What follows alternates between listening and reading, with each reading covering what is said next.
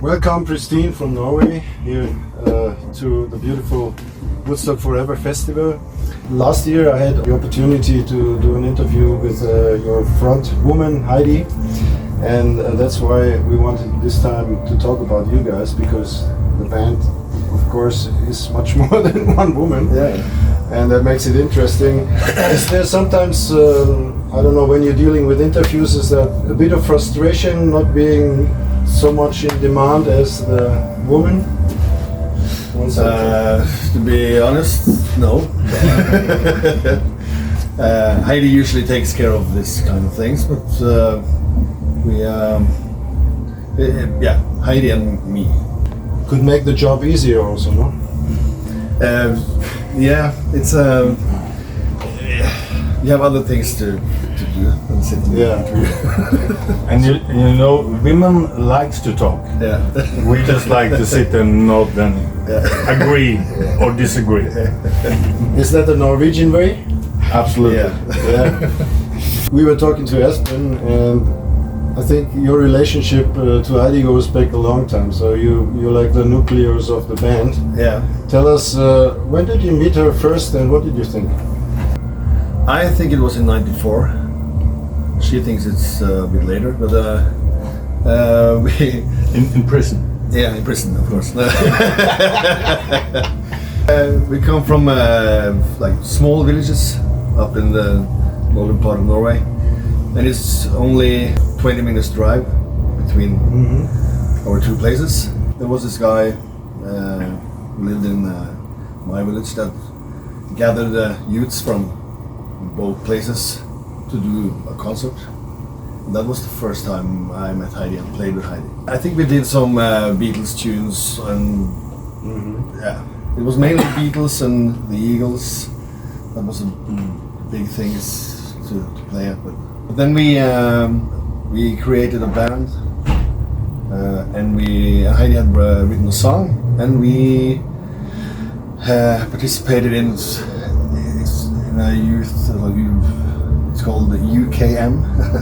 It's like a Youth musician competition. Yeah. Something. Band camp. Yeah. And then she wrote a song called Soul Child.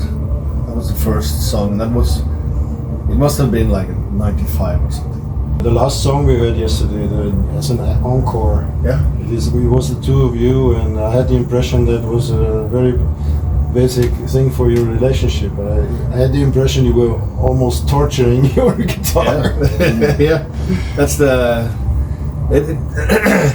that song came out of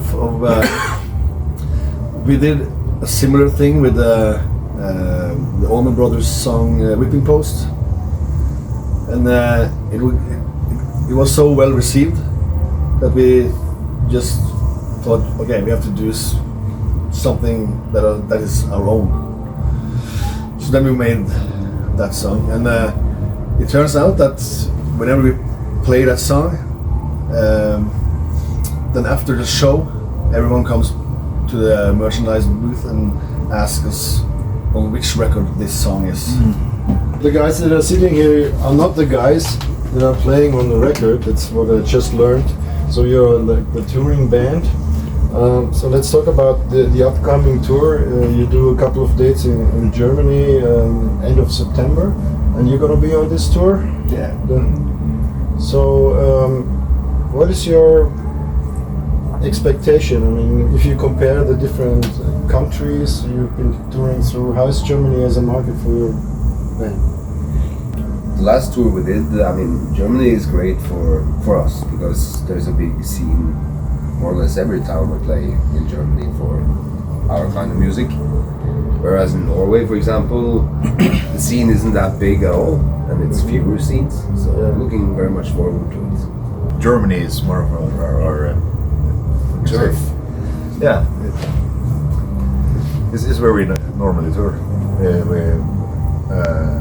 I think last year we played maybe 2 shows in Norway. So we play in our hometowns and then straight to Germany, and we do. Okay. Yeah. Central Europe is more into the music, like almost every genre. In Germany, you come and play a concert, and everyone has bought their tickets to see you as an artist, they are not coming there just to drink beer. They are coming there to see you and then drink beer. But in Norway it's the opposite. They buy a ticket to get together to drink beer, and there's a band on the stage. Background Yeah. music. Okay. It's yeah. Maybe it's because we have a kind of different drinking culture as well. Yeah. Because in Norway we drink on Friday and Saturday, and here it seems like you drink all day. So, but rock and roll is always working, and especially in Germany, because you have how many people in Germany? 60 million? 80? Yeah. In Norway we have like 5 million. Yeah. And they say 5% of those go to rock and roll concerts. And you know, there's like 3, maybe 4 big cities, and they are small compared to a German city. So it's kind of harder to get a kind of decent tour in Norway. Yeah. But here you can come and play Mondays and Tuesdays and whatever you like. So. Quick answer, we really love Germany. So let's get to the music. For me this was like an intense course of band dynamics and arrangements yesterday. Really, I have to admire what you're doing there. And I would be interested to know really how you get from, let's say, the beginning, like a ballad type of thing, just voice and the guitar, to these complex arrangements you're doing. Is that something that's coming from improvisation, or is that a composing thing? It comes from improvisation, mainly. Like we have oftentimes the song structure is is written as a, okay, we need an intro, we have the verse, we have the refrain, we have a bridge, and then we have, that's the thing we know. Yeah. And then we actually just improvise the rest. If it feels good, it sticks. If it doesn't feel good, it forget. And then it's just doing a song over and over and over and over again till it feels like, that's it. And then we record it. But also Okay. a lot of Pristine's music is based on improvisation. Yeah. So a lot of songs are never the same from night to night. No. Yeah. Is it what we?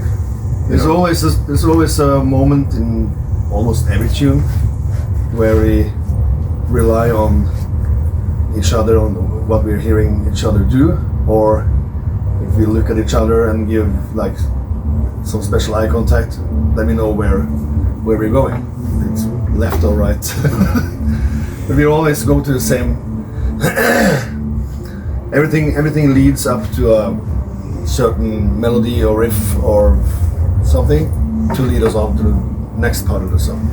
Yeah. But that can, one night it can be like a 1 minute segment. Next night it's 10 minutes. Like, so and that's the. It's kind of like being in the kitchen, you know, making dinner. You have potatoes and the meat and the vegetables and stuff. And often you make this kind of the same way all the time, but you may use some different spices here and there. And a little bit, it's in the details. Yeah. The small things that nobody maybe actually hear, but we know they are there, so that makes the magic stuff.